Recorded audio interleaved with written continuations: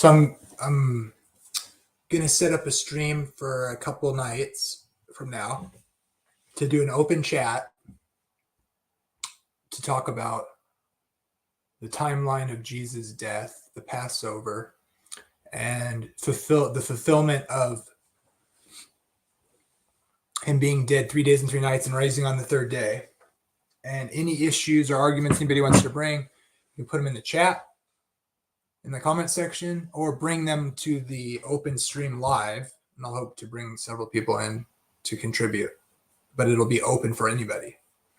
If you do want to join and you're a bumptious maniac, try to keep yourself under control and bring arguments, and you'll be able to present your arguments. Especially if you come prepared, be more than happy to give you the time you need to lay out your arguments without being interrupted. So I would encourage people who want to engage this topic to, make slides, work out your argument ahead of time so we can lay them out. I'm open to being convinced of different views on this. I have the Seventh-day Adventist view, so tentatively, essentially, I think is right. So I think Jesus died on the day before, try to be precise, the day before the Sabbath. He was dead on the day before the Sabbath, and the Sabbath begins at sundown on our Friday.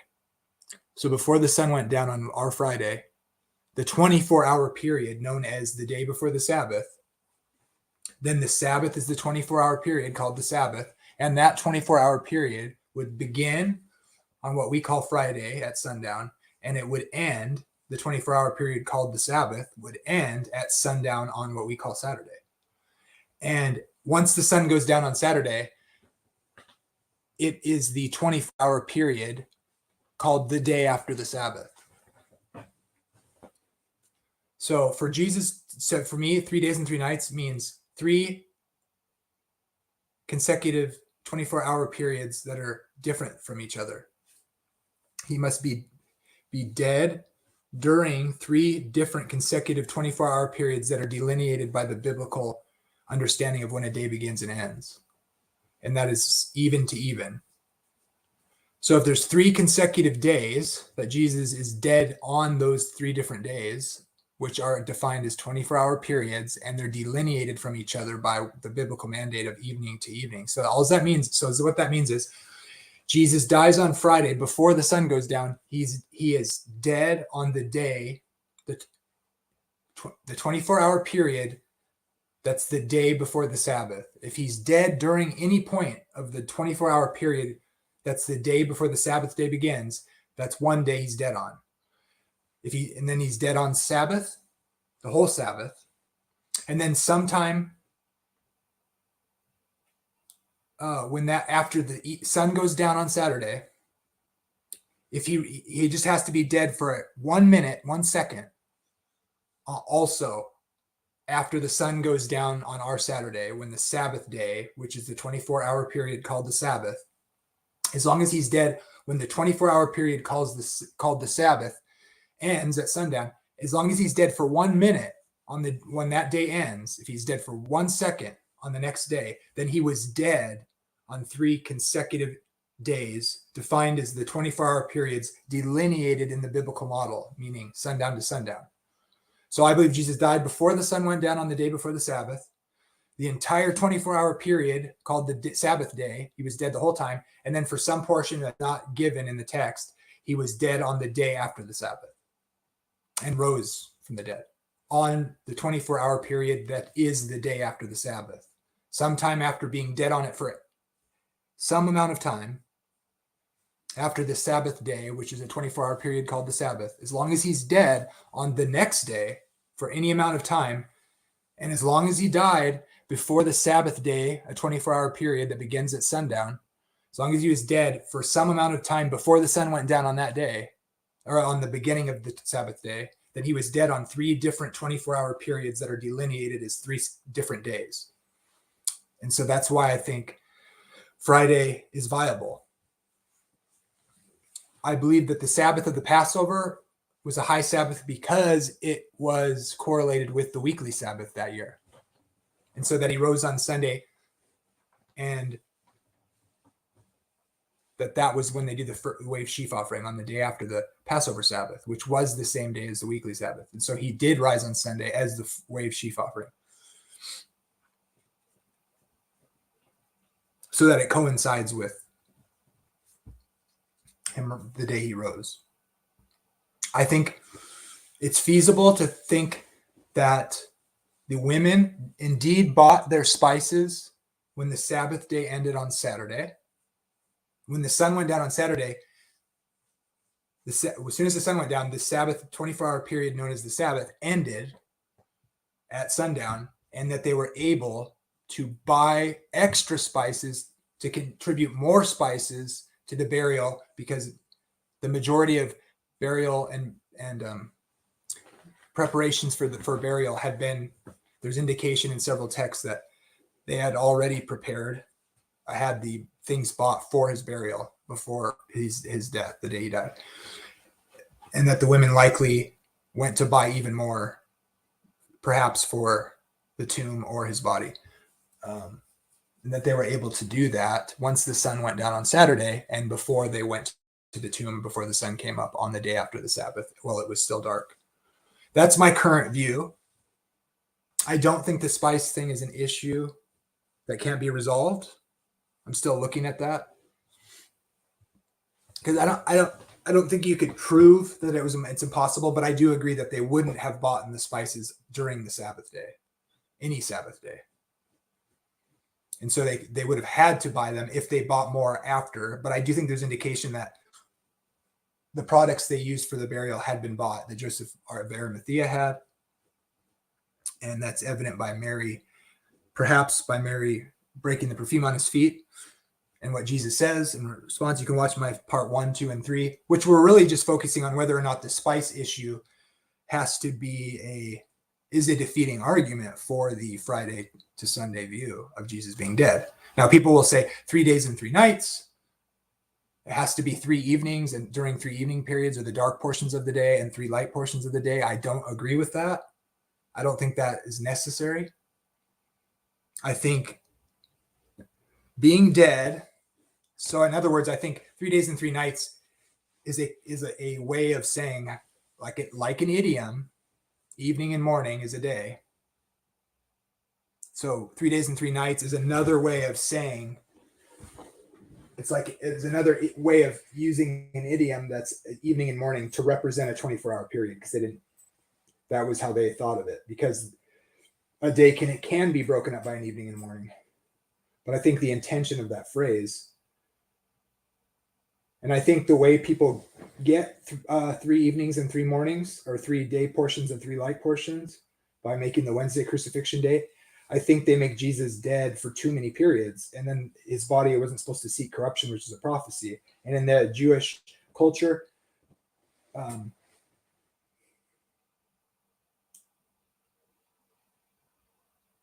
over that would be too much. And if he died on Wednesday before the sun went down, there's ways around that, I suppose, but I think it still makes him dead on 4 different daylight portions of a day. So I think he can't be. So in a sense, it's like what we would call, if he's dead for more than 72 hours, that's a problem, because that is over 3 days, no matter how you calculate it. You can't have him dead more than 72 hours, but I don't think they're thinking in those terms. But what we would say was 72 hours. He can't be dead longer than that. He has to be dead less than 72 hours. He has to rise on the 3rd day. And I think when they say on the 3rd day, I don't think that has to be a daylight portion. I think it has to be on the 3rd day. Anytime during on the 3rd day, I think in their usage would mean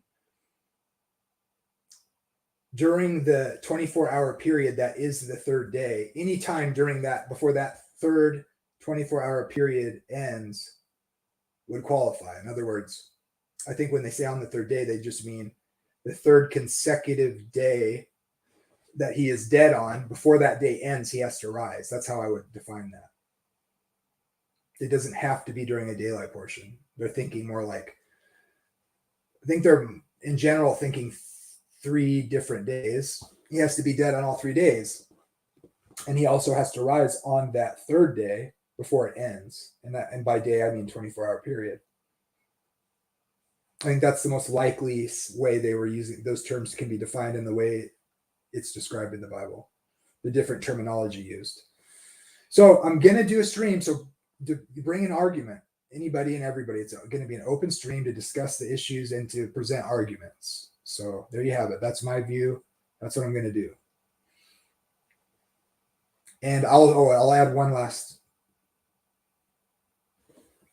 comment about.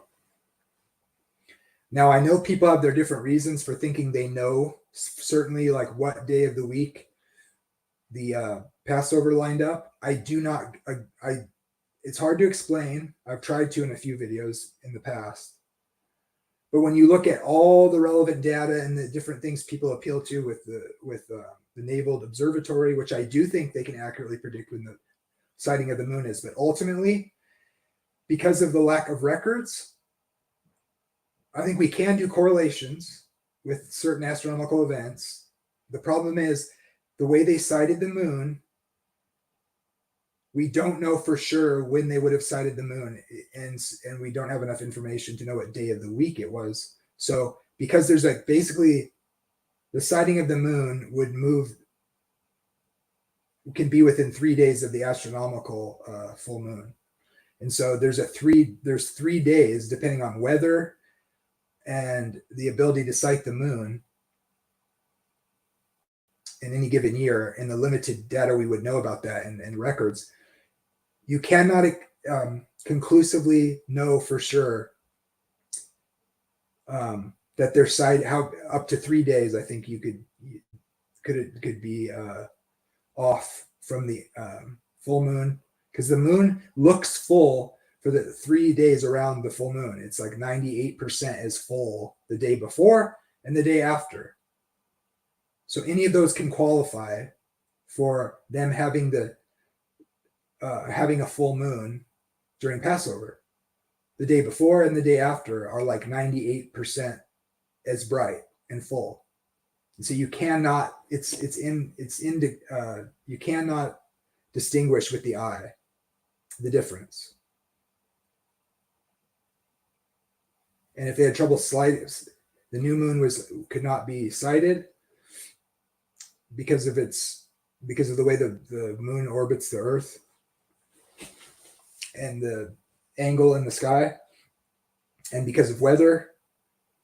If they can't sight it, and also that because of how long the time you have to sight that to start the month or whatever, because it's once you sight the moon, it's 14 days after you sight it. And so weather can be a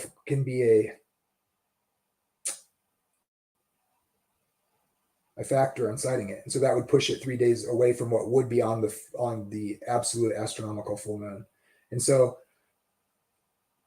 everything that people have said and what I've read, and then the arguments people give to say they know for sure what day of the week it was when the Passover fell, I don't buy it. And I don't think in other words, it's not possible to be certain. You cannot prove what day of the week that fell on for certain. You can tell me what day the full moon was when it's at its astronomical absolute full moon, but it still would function for its purpose in the biblical mandate for the sighting of the moon. And no, they didn't have categories that we have that define it astronomically. So it's irrelevant that you know what day the full moon, the absolute astronomical full moon fell on, or when they would have made the sighting. That's presuming, and we know that weather would be an issue. If they don't see it, they don't declare it at the beginning of the month. And that can be a problem astronomically too, because of its point where it is in the sky in a certain place during certain times of the year, and the exotrinsic nature of the the way the moon is not like, it's not like the moon is in the exact same spot in the sky every year at a certain date. It fluctuates based on the way it's all the orbits and stuff work. So my current understanding is, and if anybody tries to tell me they know for certain what day of the week it was because they used the Jewish calendar and they tracked it back, we know that we don't have perfect records before 200 AD. I've read that. I know there's different theories about how they sighted the moon, and people argue about that. So every way people have tried to argue that we know for sure in aligning a particular year and the day of week it would have fell on all depends on their sighting. It comes down to that, their sighting of the moon in their context, and that can make it fluctuate, and that does not mess up there being a full, what we would understand or what by sight to be a full moon. It can be, the moon looks full for several days in a row, nights in a row, and it's virtually especially within one day before or after the full moon, absolute full moon. They weren't calling it the full moon in the same terms that we do. The absolute, when it's at its brightest, it's indistinguishable the night before and after with the eye. And so there you have it. So anyone who tries to tell me that without being honest about that, I don't think they've looked at all the data close enough. You cannot say for sure, for certain. All right, there you have it.